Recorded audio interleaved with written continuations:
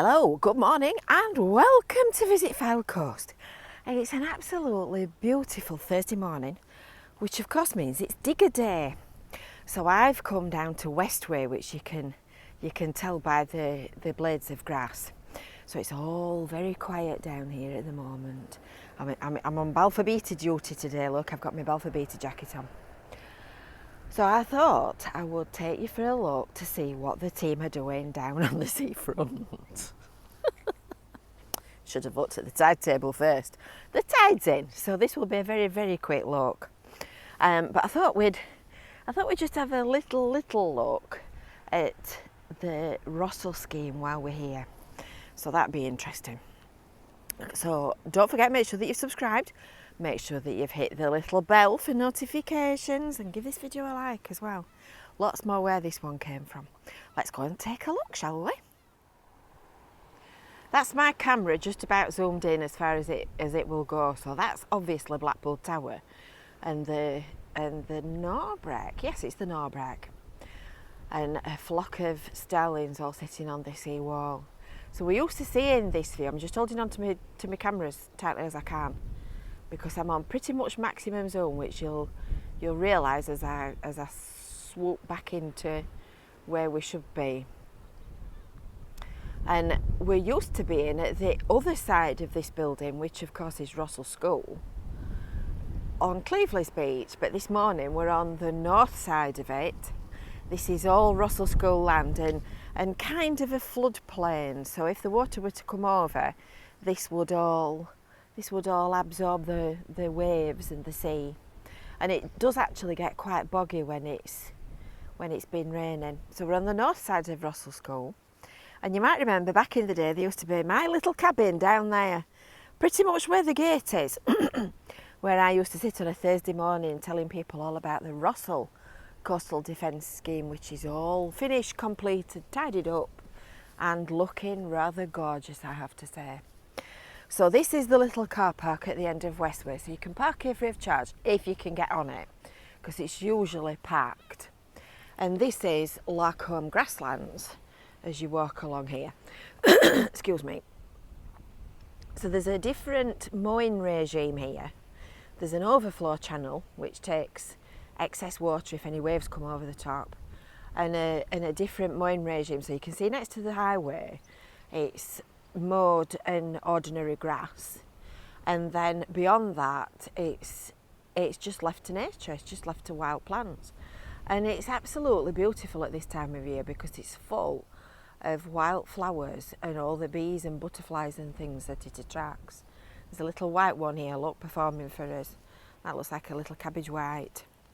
I'm not going to walk through the plants because knowing me I'll end up getting nettled, but trust me, it's full of insects and creatures and animals and wildflowers.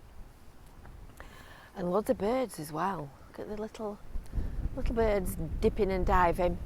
These green grasses are quite useful because they're a marker for where the access points are to come through onto the beach. So you can see that there's another grassy green thing up there and a brown marker pole as well. That's another marker for a gate access through to the beach. So we've come here this morning to look at the Russell Coastal, well, the Wyre Beach Management Scheme. This is the Russell Coastal Defence Scheme, so you might remember, if you've been here a long time, you might remember when this used to be a terribly shabby old seafront that was always constantly full of pebbles. If you came on your bike, you took your wheels in your own hands because you went bump over every rock. And it was a little seawall similar to this one here, which takes you down towards Cleveley's. So this has been finished a few years, and a beautiful job it is too. And it's built in steps. If I stand here, you might just get the extent of the width of it, because it's very difficult. It's very difficult to film all in one go because it's so wide. So you've got this rock that comes down onto the beach when the beach is visible, and then you've got a lower promenade or a berm which separates the beach from a stepped revetment, and then you've got this intermediate seawall which bounces waves back, and you can see that there are holes all the way along the bottom of it. So any waves that come over just feed straight back through the holes and back onto the beach. And then all this wide expanse and these little steps, these all contribute towards the defensiveness of it. And then the back wall is the last line of defence. And it does work exceptionally well, I have to say. When it's a bad tide, you can see the waves climbing the steps and dissipating here and banging against the wall down there. I'll just take you down the steps. It's quite windy, so I hope my tried and tested microphone is going to stand up to it.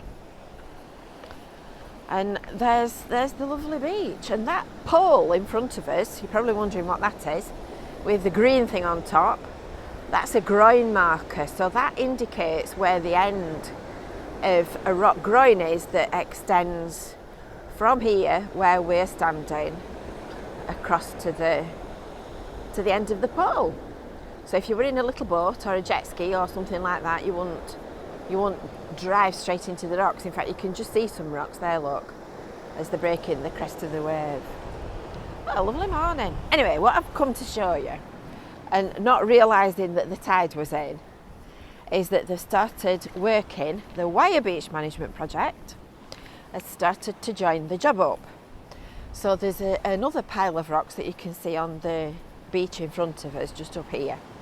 And this is the first bit of work that they've been doing. I would imagine, I think it's going out, so I would imagine they'll not be long as they're coming to work today, but obviously I've missed them.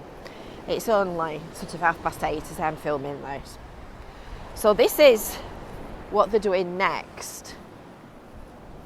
In between here, in between the end of the Russell scheme and way down to the boundary with Blackpool, we're building rock groins like this one.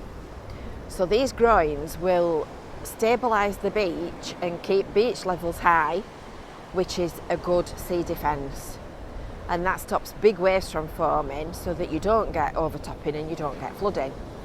So these beautiful things, if you were to see the beach if the tide were out, have lifted the beach levels quite considerably. It's a lot higher now here than it was when I was working on this job, all those years ago when they were building it. So that's what they're doing. And they're building a crossover ramp as well, so that when you are on the beach and the tide's in like this, if you come down a set of steps onto this section of beach, you can walk up and over and cross the groins, because obviously you're not going to climb over them, are you, when they get green and slimy? Well, you shouldn't be doing anyway. So that's that. I think while I'm here, while I'm so near, and it's such a lovely morning, I'm going to just take a little walk up to the first pond and the overflow, because I'm curious to see what kind of wildlife they've got in it, maybe in a bit of a wildlife freak. I'll rejoin you up there. You might remember this wall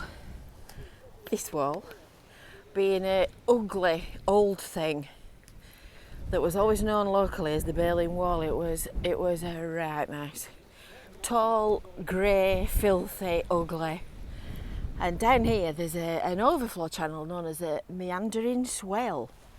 And it starts up there, which is where we left the last little bit, and it kind of cuts its way down here at a slope. So if any waves did make their way over the top, they would be caught by this channel and they would be funneled into these low-lying pond areas. I don't know whether you can hear them, but there's loads of crickets.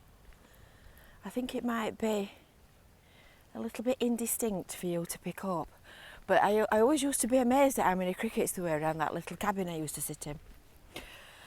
So these areas obviously also catch rainwater and the likes as well. It's absolutely full of wildflowers and wildlife and bees and butterflies and birds. Do you know, I've really enjoyed walking along there. That's been lovely. And this footpath along the back of the wall was deliberately installed so that when the weather's bad, you can still come for a walk and you can still enjoy the beauty of a bad day, because it is equally beautiful. And then there's this little bridge, which is of course the access back to the main road. I think the water looks like it's just about dried up. Look, there's not much left, is there? Goodness, these have filled in and thickened. Last time I came to look down here, it was just an empty pond, so all these reeds and grass life and everything have all spread out considerably. And it's surprising how much difference that wall makes as you're walking along there. It's really sheltered on that side, and it's only kind of elbow height. That direction takes you around to the Marine Hall and Fleetwood seafront and all the esplanade and the lighthouses and whatnot. Very interesting. I think I might just pop down there and go and have a nosy and see if there's anything visible that I recognise and need to feel envious about. So I hope you've enjoyed that little look around Larkholme Grasslands and Fleetwood seafront and the Rossall Coastal Defence Scheme and the next phase of the Wyre Beach Management Project. And don't forget to make sure that you've subscribed, make sure that you've hit the little bell for notifications. And until next time, we will see you later. Bye for now.